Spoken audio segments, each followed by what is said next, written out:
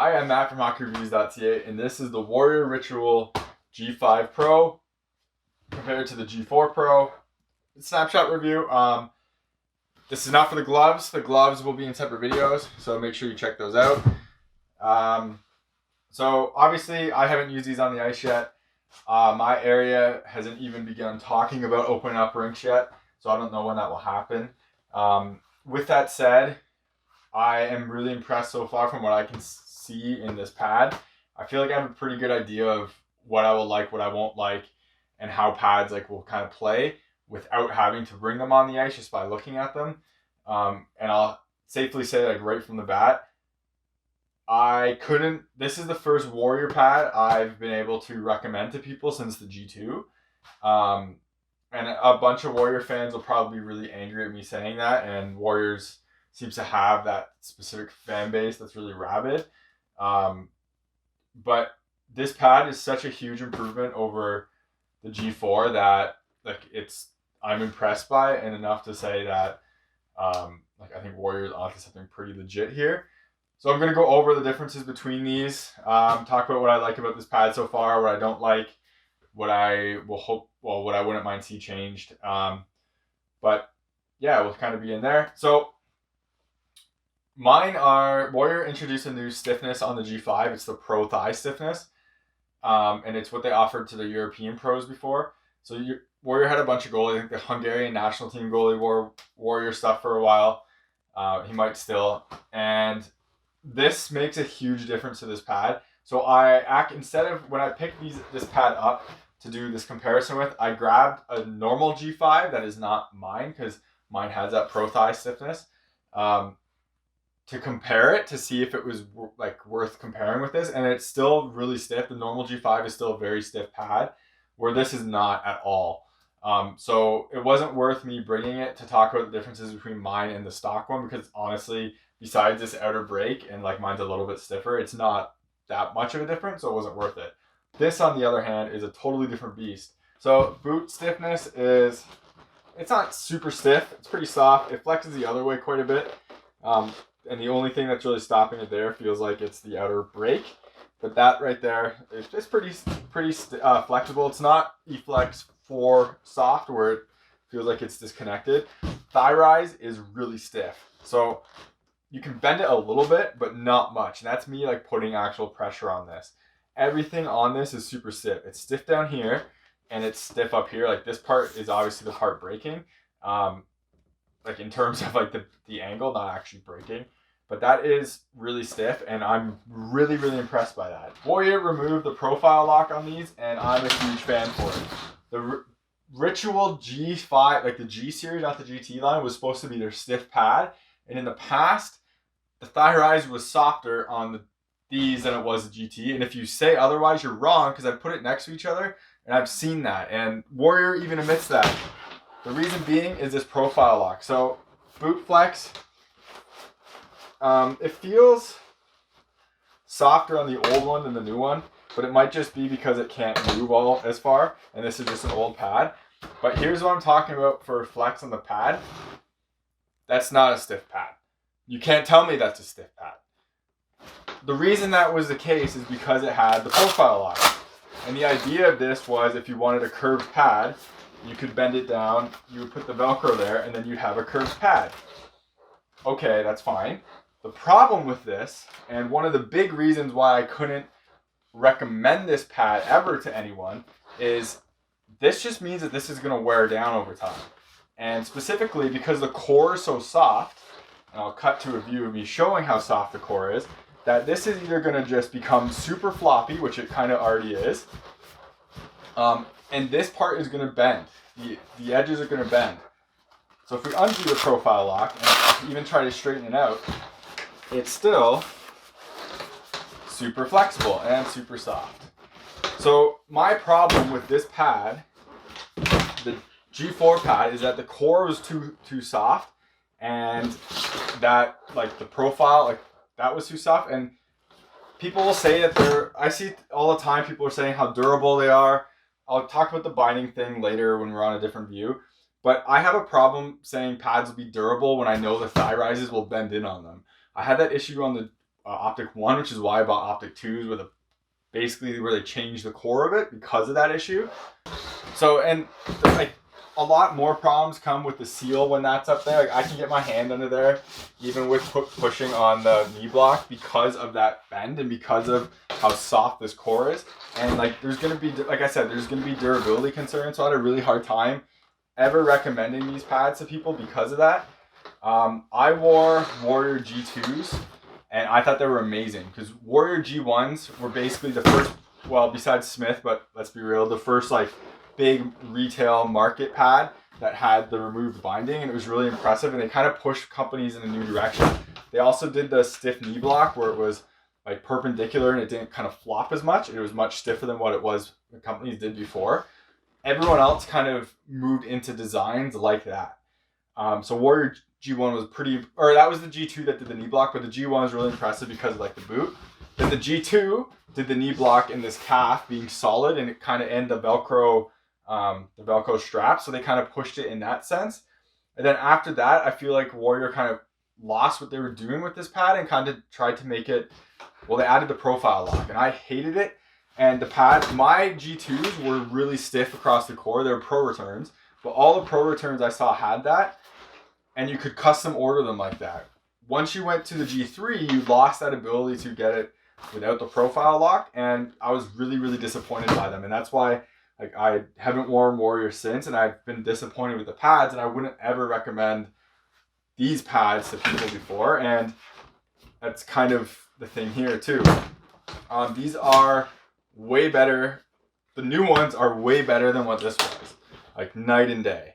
And I'm really impressed with this pad so far, and I'm really looking forward to getting on the ice. So huge props to Warrior, and that's why I never liked these and why I never reviewed them, because I never got a chance to demo them on ice, and I wasn't going to pay for them because I knew I wouldn't want them. And people, you might say, oh, you haven't worn them on ice, you don't know what you're talking about. I can tell when a core isn't going to last over time. And Vaughn still uses a softer core in their thighs, and it's something I call out on all the time. The difference between this pad and the Vaughn pad is this pad is their stiff pad. The Ritual pad was supposed to be their stiff pad, while the GT line is supposed to be their soft line. So it's like the softer rebounds and like the more torsion flex in the pad. So this, for me, that means this pad wasn't doing what it was supposed to do when it was out. This, on the other hand, I'm blown away. So one thing to just compare it to is a lot of people have been asking me sizing, and they said that the sizing's off or something. The one problem with these is that they do have this boot piece that sticks on your skate, so it pushes it up. This is a 35 plus 1.5, so if we stand them on the toes, they basically line up pretty close. This is an XL. So this is a 36 plus 1 Bauer. This is a 35 plus 1.5 Warrior. The problem is when you actually line these up, when I put this on my skates, this is about an inch lower than what this is, but the thigh is about the same. So in terms of where my knee lands, so my knee's basically like, well, my knee's right on this and it's right on this, but when you look at it, this kind of sits up here and that one sits a little lower. But for me, XL Bauer, 36 Brian's, 35 1.5 Warrior. That's what Warrior actually told me to go with too, because I asked them. And it's going to work. It matches up pretty good when I went in the butterfly and stuff like that. I have some videos of me taking shots. I'm not wearing skates though, but generally my knees are landing in the right spot. So comparison's sake as well for the boot. So here's a 2X Pro boot, which isn't super hard, but it's not like crazy soft either. I would say the Warrior boot is softer than that. So in between an E-Flex and a 2X Pro for boot stiffness. So first of all, I just want to say I bought a new tripod so I could get this camera angle. So please let me know what you think of it. So here are the side-by-side of the two Warrior pads. So you can see some of the differences here. Obviously the colorful ones are my G5s. So the biggest change, well, the most welcome change I should say, is the removal of this binding on the knee landing. So Warrior had a ton of problems with that for durability, with this stitching coming off and basically the binding flopping over. I was critical of these when it came out. I was wondering why they were a total seamless design, and then they added a binding here. It really made no sense to me. This is the way it should have been done in the first place, so it's nice that they went there. The other change is you can only see one air slide here compared to 2 on the block. The other big change, like you can kind of see where the brakes are here. Right there, that's super soft. You still have like your brake here. That's super soft, where that one no longer exists. Again, mine is a stiffer core, but even the non-stiffer core is the same thing. And then the boot brake is totally different in terms of design. I think this is like more of a traditional look right there, but you can see that there's nothing there. Not a ton change on this kind of view area. More of it is on the back and on, but we're gonna go to the face first because there is an important part on there that did change. So one, you can see all the binding is gone. All the binding through the face is now on the outside of the pad. I'm not sure why they kind of recessed it like that. It's kind of interesting. This might be their cover. I think this is like the cover edge portion where it sticks out more. So the cover edge, you can see from this view where the normal pad face is, like here's the edge, there's the actual face. Now you have the edge and you can see the face does come out, so it is thicker, so there's that like soft foam in front of it. I'm curious to see how that affects like rebounds, because that is a softer foam than what the old G4 had, and it's on the boot too. You can see like there's your edge, it's a piece that sticks out more. So their idea for that is it cuts down angles better, so you'll basically have a wider pad without having a wider pad because there's more face forward, and it'll cut down angles. I think it's marketing. I'm going to do a video where I compare like from a puck view what this looks like. So basically I'll put the edge at the exact same spot, and then you'll see the difference between like what it looks like with like the big thing here and the cover edge compared to other pads too, like their competitors. But that's, yeah, so that's like kind of the face there. You can see it starting here where this is super slim, like really, really slim, even more. It's about the same as the old one. But then, so you don't have that thigh, the cover edge there, and then it does go to the knee. You can see it coming out. So that's there. And on the face too, oh, we'll do this really awkward way. You can see that block right here is much taller than it used to be, and it's much more square than it used to be. It feels harder too. There's a hard foam right on the face of it, where this one was softer. So that is the other big difference there too. Pull it to the outside. They made one of the most welcome changes in my eyes, and that's to get rid of this calf, or I think it's a VH wedge or something. To go against the post. My G2s had it, and I found, well, the nice thing about this is pucks would sit on it, because the G2 one was stiffer than this. It was actually like solid, so it wouldn't move. It was basically almost as solid as this. So I would have pucks, if they like slid underneath my gloves, they would sometimes sit on that, which was nice. But that's gone, and you just have this wrap here that protects that plastic buckle. I like that because I found this getting in the way when I was like trying to reverse VH and VH. I felt it a couple times on the post, and it was just kind of weird. So I'm glad they got rid of that. You can't see a huge difference in strapping or anything on here. So it is, well, I guess this is the big one, is the thickness of this pad. You can see the difference when I put them right here. The thickness, they're super thin now and much thicker before. The interesting thing is, if you think about the cover edge, and maybe that's one of the reasons why they're doing this, you have this, so the foam basically starts, I would say, like the calf foam about right here. And then, so this one starts about right here. So if you do have that much area pushing out, I wonder how much of a difference that will change. Again, I'll do that in a different video, but I'm just kind of talking about the differences of these right now, not the cover edge. I'll have a whole thing of that for the blocker gloves, and I'll compare them against competitors. But you can see the thickness there is massively different. For weight, one, I don't have a 35, so I can't talk about it. The weight difference, and two, the core is so much stiffer on this that I feel like a weight comparison isn't really fair, because you can get lighter weight by having like no core, which this basically did.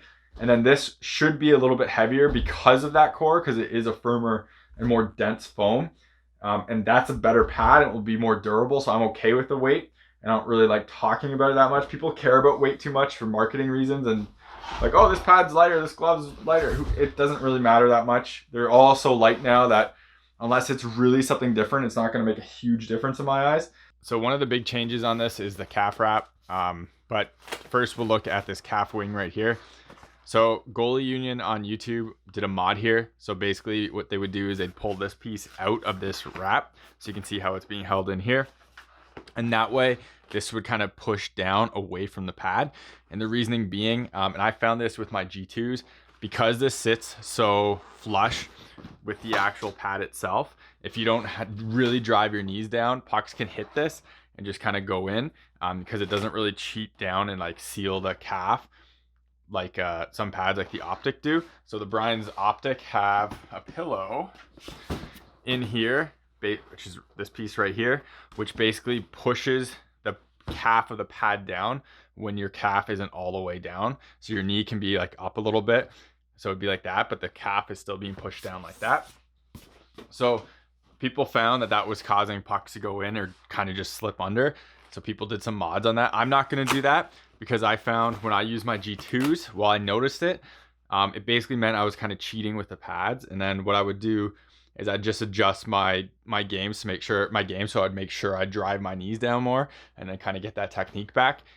So I'm not going to change that but that is an option of something you can do. So the big change here is that this is a new slit on the calf wrap itself. So normally when you do this, it kind of sits like that. So it's more loose, but if you want it tighter, you can adjust these down here as well as putting it through this right here and then tightening it that way. So you get a more tighter feel on your calf. I'm gonna leave it on the outside. I generally like a little bit of a looser calf, and I find it kind of does push down a little bit on the pad. So like your calf will seal this a bit better, but also I find it works better with rotations. I use a tight knee and a loose calf, and I find the pad kind of rotates back on my skate the way it is, and the tighter it is on the calf, the less that rotation happens. So the tightness on the knee kind of keeps it in place, and then this allows it to kind of move up and down my leg fine. So I'm gonna kind of stick with this way. So one thing I wish Warrior did differently, and I hope they kind of do it in the future, and in my opinion is kind of seems like a cost savings thing, so this is Warrior's, I think it's called Wartech liner.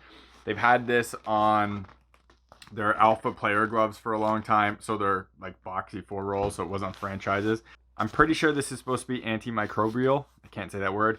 And it's a nice, really soft material, and like it's on the back end of the player gloves, like I said.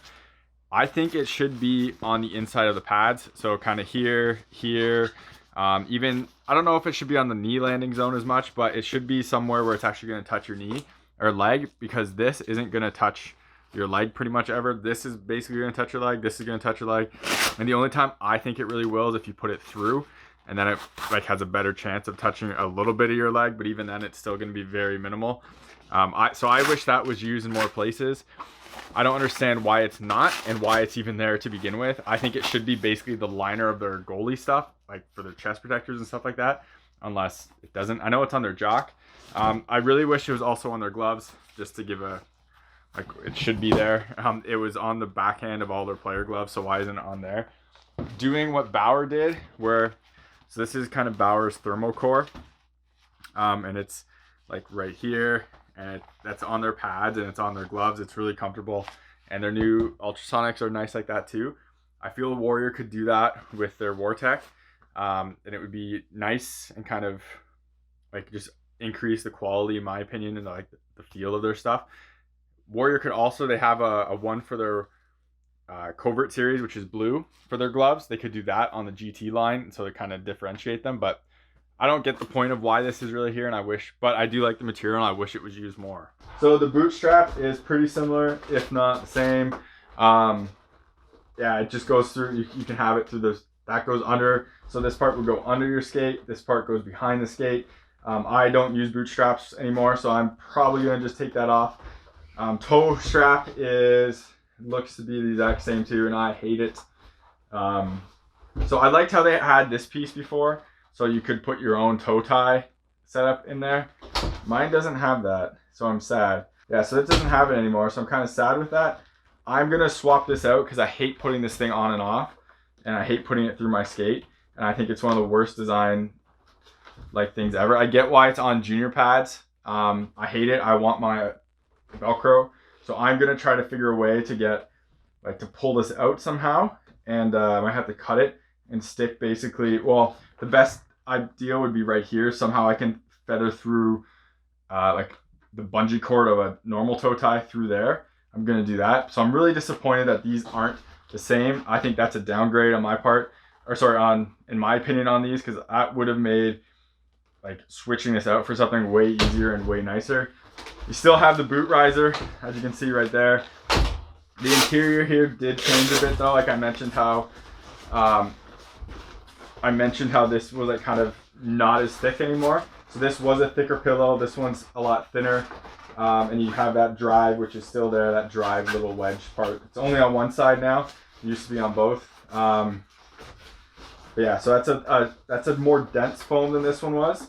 So this was softer, but this one is like kind of recessed a bit more. Probably ends up being pretty close in all honesty in terms of like how much it pushes the pad out, because this is denser. This is soft, but you go into it probably a little bit more.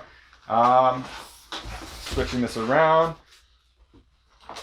Knee wraps, same general design, just nicer matching buckle there and a smaller buckle, which is nice in my opinion. The actual design on there is really similar. No profile lock, yes. So you actually have a stiff core now, which is great. And you have your removable wing right there as well. Everything's like, it's not a huge change in terms of most of the makeup, but the important part is the core itself, which is a huge change, in which I got to give Warrior huge credit for, because they deserve it. And again, the knee block. So this knee block was the one with problems. The stitching would come out, and it would, like, this would basically wear out. I don't know why there was a binding there. The whole pad is bindingless. The whole pad was bindingless for generations, and then we put a binding there. This comes out like that. This comes off like that. This comes off like that.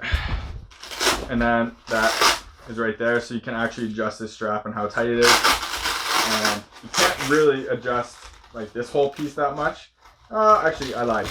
It comes off, so you can adjust it up and down for tightness. So if this ever bacons out a bit on you, you can adjust it for a more tight knee strap. And then you can also adjust this one by putting the Velcro further down as well. So a lot of adjustability there, which is great.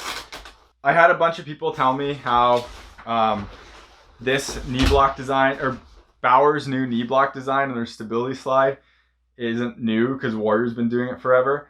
That's not true. So this Bauer's idea is an actual piece comes out the pad like this and out, so it can't flex outwards like that, because it's the core of the pad itself. So when any pressure goes on that, it just pulls the pad down. This is not built into the same, like this is not all one piece. There's multiple pieces of foams here. You should be able to see that moving. Same as the old one, you should be able to see that moving. It's a great design that's pretty like sturdy. It's just not, Bauer's the next innovation of it. This one is a great design. It works well, but it's not that level of like stability. One thing I hate is I hate this Velcro. I hate this exposed Velcro, and that's what I was trying to kind of do, is like make it as tight as possible, because every time there's exposed Velcro on a knee block, basically my pants get caught up on it, or my socks get caught up on it. I hate it. So I hopefully remove as much as possible. But I do like the adjustability there. It's really nice. So that's pretty solid. So the other thing is the actual core stiffness. This is what I was talking about.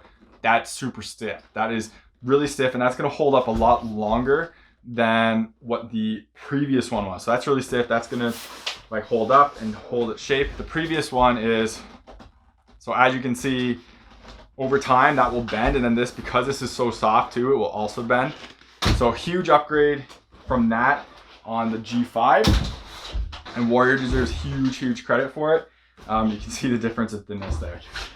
All right, so the next piece of the Warrior G5 Pro pads I'm really impressed at is actually the thigh rise seal. So this is when you put your hand down, that is actually really well sealed to the ice. So that was one of my other issues with the G4s and the previous versions of Warrior pads, including my G2s, is that this basically would come off the ice and pucks would slide through. This G4, obviously a little pre-bent, but when you put your hand down, pucks can go right under it. And people are gonna say, I never had issues with this. I have video of me using pads, including my Optik ones, of where this happened to me, specifically when I was in the RVH, and this was an issue with me, and this is why I have I don't like softer core pads basically, is because this happens. And knees on there, and that's just not sealing. If you go to seal it, the whole toe comes off, but you can't put any force down on this, so you can't seal that because your knee is here, your force is there, and that's still there. So you might say a puck won't go under it. You can jab at that and it will go under, and these pads are soft enough that pucks will, like this will jab inwards too, and the core will move inwards, like this part will move inwards. So that's why I had a problem with these, and the new ones are much, much better. Another thing I want to bring up is a lot of people commented, and I was one of those in the past, that Warrior pads weren't 11 inches. So they are now. Both of these are. So if we could look at, we put this next to a 2X Pro. So if we put this next to a 2X Pro, it lines up really well. It's like perfect in terms of 11 inches or like full size. And the G4s were too, except when you put them down to actually seal the ice, they weren't, because they did come off. But the G5s are like right there. It's almost identical, so it's really close. So I gotta give Warrior props for that. Again, I couldn't recommend before a G4 to people because of this. I had a ton of issues with how the pad was constructed, specifically up here.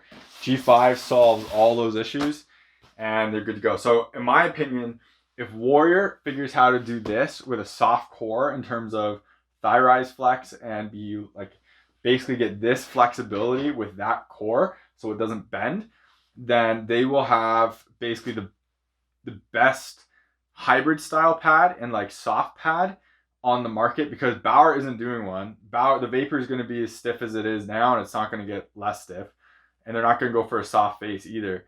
So if Warrior can pull this off, like with whatever the core is on that, and make this part soft for the GT line, then they'll have like one of the best pads for that type of play style on the market. So that's pretty impressive. So that's about it for the Warrior G5 pad snapshot review. I am very impressed with what they've done on these. I no longer think this is, I actually think this is a pro pad now. I always thought this was a senior pad because of the core stiffness. I truly believe this is a pro pad, and its core is like stiff enough for me to recommend it. And not just like the top stiffness, like the actual core like I showed. The durability on these will be better than what they were previously. One, because you're getting rid of this binding, which was an awful idea. And two, because of that core stiffness, and the softness won't bend over time. And this is their stiff, remember, this is their stiff line, and that was the point of this pad. So I'm really impressed with this, and it's like the first time I can actually honestly say people check out Warrior pads now since the G2. So that's a lot coming from me. I'm really impressed by it. So yeah, so thank you very much for watching this video. I'm gonna have a ton of content on this gear because it is pretty innovative, or they're trying different things. I want to talk about it. I'll have snapshot reviews for the blocker and the catching glove. I will have a video talking about the cover edge. So we'll check the cover edge out on all these pieces to see if it actually works. So check that out too. It won't be scientific. I'll do my best with camera angles and like to see what a puck would see type thing, but we'll see what happens. So look out for that. So that's about it. Thank you very much for watching this video. Remember to like it, comment on it, tell me how much of an idiot I am. Subscribe to me on YouTube, hit the bell icon to get notified when I make new videos. Follow me on Instagram and Twitter. I make small little, like I'll have side-by-side videos or pictures and stuff like that. And if you ever do want me to review a piece of gear, or if you buy a piece of gear because of one of my videos, please reach out to a manufacturer, let them know.